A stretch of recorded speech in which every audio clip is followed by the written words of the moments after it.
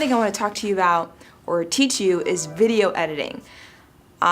Yes, you can spend a lot of money to make really great videos, and there are cinematographers and editors out there that deserve to be paid a lot of money. But if you want to get something going and you don't want to wait and you want to hustle and you want to make things happen and you want to take massive action and you want to act now, I can tell you that you don't have to spend a lot of money doing it. But when it comes to video editing for motivational speakers, keynote speakers, what I like to personally pay attention to is think about this. Answer this question. What type of feeling does the viewer need to feel after they watch your video? Do they need to feel sad? Do they need to feel motivated? Do they need to feel inspired? Do they need to feel like they can make progress in life or take the next step if they connect with you as a keynote speaker or if they hire you for their next event? So you need to keep that in mind when you make videos, even when you're editing, and I'll teach you basic skills about editing, but that is the #1 question I always ask myself when I'm making promo videos is what type of feeling am I creating? Because editing is like taking all different types of art, combining them into one, and then creating a feeling for the person that sees it. So that's what determines what type of music you use. That's what determines what type of shots you film. That's what determines what type of content you keep or don't keep in the video. That question is your primary question to answer while you're editing videos to promote yourself or to promote someone who's a motivational speaker. A gentleman by the name of Clint Pardo, who works with Josh Shipp at Youth Speaker University. Big shout out to them. I know they're doing awesome things for a lot of different people who want to be youth motivational speakers. He sent this video to me saying that it was the hottest video out there for youth speakers. So I want you to take a look at it real quick.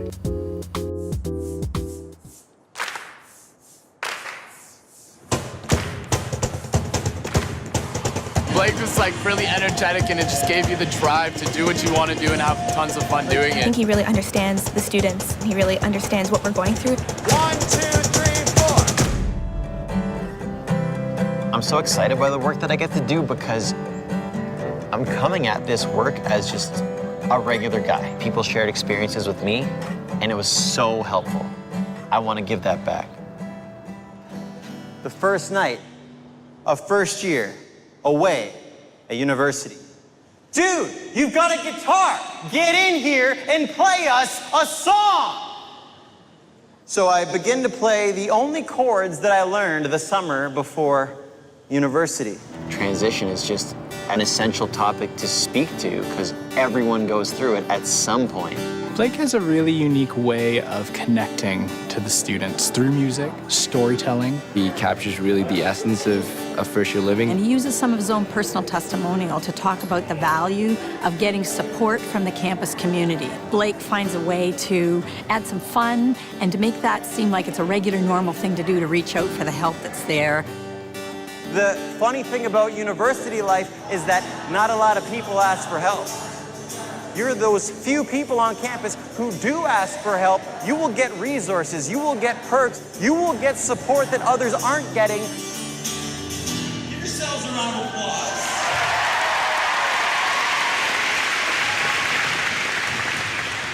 And it's when parents skip that whole idea of helping their students help themselves, and the parents just jump right in and try and take the situation into their own hands, that's when things get messy. Many, many parents have told me how encouraged they felt at the end of the presentation and how more relaxed they felt about their sons and daughters entering this new phase of their lives. Leadership doesn't have to be complicated. It's just what is the thing you want to contribute to your school community before you're out of it.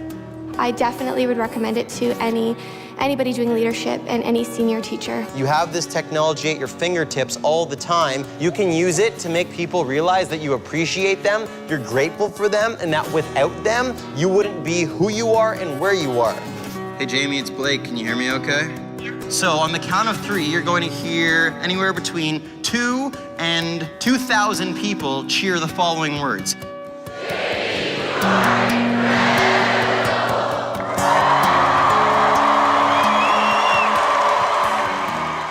Okay, now Jamie, any comments?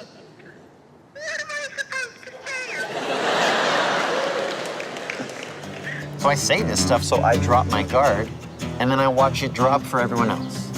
You know, it doesn't matter what campus you're from, what walk of life you're from. I think everyone finds a little bit from what Blake says and finds a little piece that they can take away. They come out thinking, this guy knows everything. He's like a guru for students, so it's fantastic. There may be thousands of people in that auditorium, yet it's like you're having a conversation with one guy. Moments before, I was a loner roaming the halls with the guitar I barely knew how to play. Now, I was in a band. If you think you're just sitting down for another speaker, you're sadly mistaken. But I need you all to join me, because if you put yourself out there a little bit at this beautiful campus, this new home of yours, you have no idea the incredible things that will come back to you. If you really want them to listen and get something out of it, I would suggest Blake. He's worth an investment. Once you see him, you'll get involved. Very humorous, very engaging, very participatory with the audience. And behind all of that is a true sincerity. And I think that's what really makes Blake stand apart from other speakers. Here we go.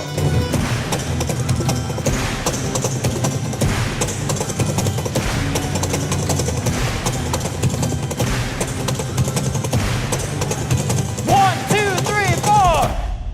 Good luck in this incredible place that is now home.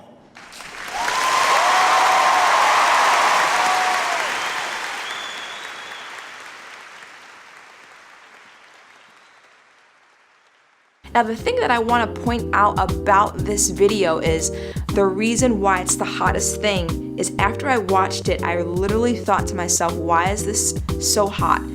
Why is this the best video out there? Because he literally showcases the experience you will have when he comes into your workplace or your school or your college or wherever you work. The experience is made up of the senses, what you see, what you hear, what you feel, colors, create warmth, music, he plays the guitar. So I got a close-up of his fingers. I literally saw every aspect of him. And not only did I see the aspect of him, but I also heard from other people that had an experience with him. So being able to showcase an experience in a very, very high-class type of way is huge. I mean, please capture clean audio. If your footage is awesome, but your audio is janky, it's not even worth it. You might as well can it. Now, remember, I'm teaching you how to get your videos to stand out amongst the crowd, how yours can compare with the best without having to pay that type of money, you know? So please, please, please, if you're working with a cinematographer, please make sure they know how to capture audio well. And I know a few different people that you could hire that would be great for you. So just reach out to me if you want that list, and you don't have to spend thousands of dollars for them, several $100s, I'd say. $100 or $200, especially if you're in Chicago. I know some people that could really help you out. Now, if I was shooting your video, these are things that I would want to capture. Interviews, of course. Close-up shots. Not just a faraway shot. I feel like wide shots are awesome to mix it up, but I need to feel you. I need to see you. I need to know what it looks like to sit right underneath you while you're speaking to me. I need to know what your face and your hair and, you know, the details of what I'm seeing is all part of the experience. It's just something that I try to keep in mind when I'm filming. Another thing that I'd want to capture is crowd response. What are people thinking, saying, and how are people reacting when they hear you? When you say something that's very touching, are people just, you know, are their eyes squinted? Are they looking at you like, wow, he really knows what he's talking about? Or you see head nods, or people are crying, or, you know, they're just very focused and in the zone with what you're saying. If you can capture that, you can capture a great experience. Another great shot that's out there right now that I really, really like to capture is behind the speaker shots, meaning you're behind the speaker on stage looking out at the crowd.